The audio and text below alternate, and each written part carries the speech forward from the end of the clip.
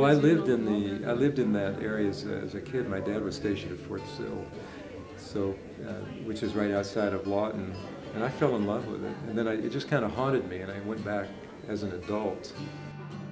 What is it about abandoned buildings that is special? Maybe it's the fact that they're not that special anymore. These images, these black and white images, they're traditional silver gelatin prints. So I shot, my part of the project was shot on traditional medium format black and white film, which is, and the primary reason is that it's the tools that I know best, it's the ones that I know how to control. Do you leave the image as itself to create its own mystery, or do you go back and talk to people that knew about what took place in those structures? I usually don't. Like this one over there, I would love to know what happened there, who lived there, why they left, but at the same time, I don't really need to know that because the mystery is there. Just getting names, getting information might make it more interesting in a documentary way, but not necessarily in a storytelling way. I very much see the world in color, yes. And in fact, I use color as a composition element. That's just crucial for what I'm trying to do. Did you print your own stuff in a traditional darkroom? I did. I still have a darkroom in my studio. And the darkroom isn't my primary creative space. It's more of a production space, but I enjoy the darkroom more. Mm-hmm. But I try to get the perfect negative in the field, so that the printing in the darkroom is straightforward. That's my ideal way of doing it.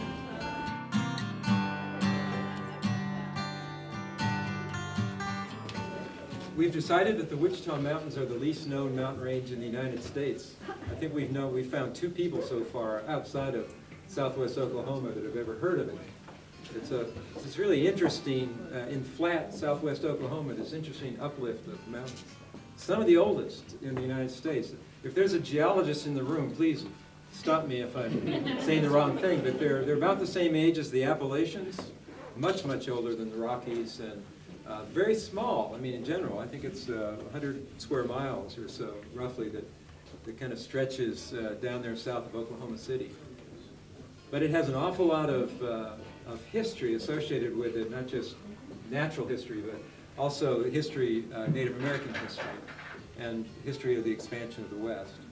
We mentioned in this one panel here about this writer Gary Lance, an Oklahoma writer who calls it the navel of the nation, and he's talking about how you can find every single ecosystem in the United States almost right there.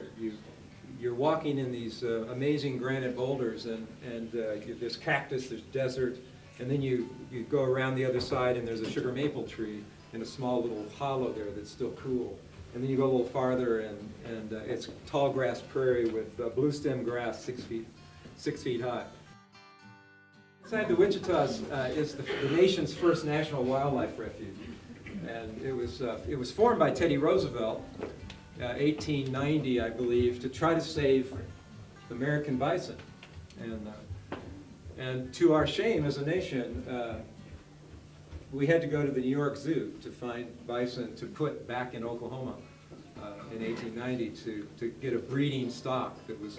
And so now in the Wichitas you can hike with the buffaloes. We've got wild herds there: buffalo, longhorns, elk, in this wonderful 50,000 acre national wildlife refuge. And the buffalo have an attitude being from New York now. You should stay away. Right. Because that building, like so many other buildings in that region, could be 100 years old, 50 years old, 60 years old.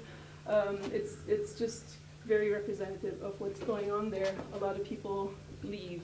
A lot of people left in the 30s, obviously.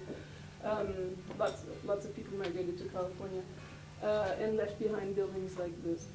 This one's a little unusual in that it's a school, and usually I'm not a fan of using text in photos, especially not to create jokes or irony or something, but I like the fact that the school district 43, that the school was called the Victory School.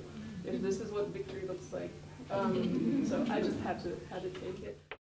Went in for coffee to the first little cafe by Lake Latonka, And the waitress who came over, just, I looked at her and said, I've got to photograph people. So she became the first subject, and then we just changed, and so I did nothing but people. So for me, that's all I concentrated on at that point. I forgot about the landscape. The woman with a cigarette. The woman with a cigarette. Yeah. Yeah. A nice example of how that works organically may be Don's photo, the bottom right here.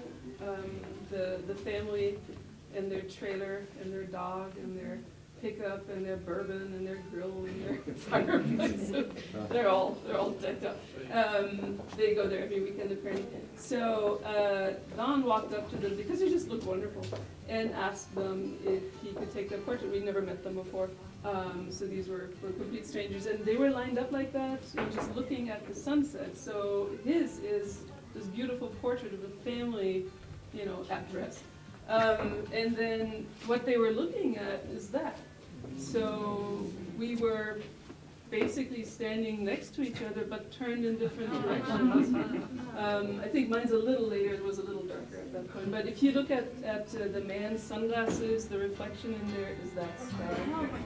So, it looks like they're completely different worlds, but they're right next to each other.